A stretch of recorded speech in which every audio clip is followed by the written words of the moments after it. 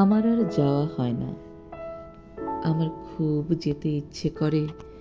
শেষবেলা যখন খুব মেঘ করে আসে, হাতে কোনো কাজ থাকে না, আর দক্ষিণ ধারের জানালায় একা আমি চুপচাপ বসে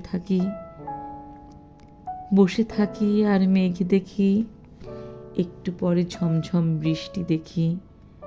এমনকি দুপুরে চৈত্রের রোদে সারা ঢাকা যখন খা খা করে, তখনই আমার যেতে ইচ্ছে করে। আমার আর যাওয়া হয় না। আমার খুব যেতে ইচ্ছে করে।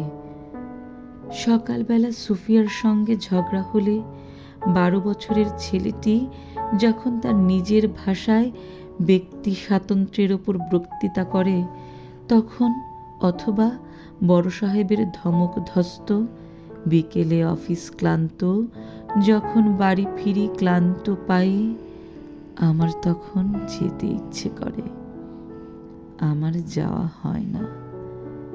যেতে চাইলেই বলে বয়স হয়েছে, এখন আর এসব যাওয়া যাওয়াই শোভন নয়, এইসব গতায়াত এখন নিষিদ্ধ। যেতে চাইলেই বলে এখন যুদ্ধ টুদ্ধ চলছে, এখন জয় পরাজয়ের প্রশ্ন, এখন নানা রকম জোটের কথা শোনা যাচ্ছে, এখন খুব দুঃসময়, এই সময়ে পারো যদি এইসব শেকল টেকল ছিঁড়তে তবে যাও। আমি পারি না। আমার আর যাওয়া হয় না।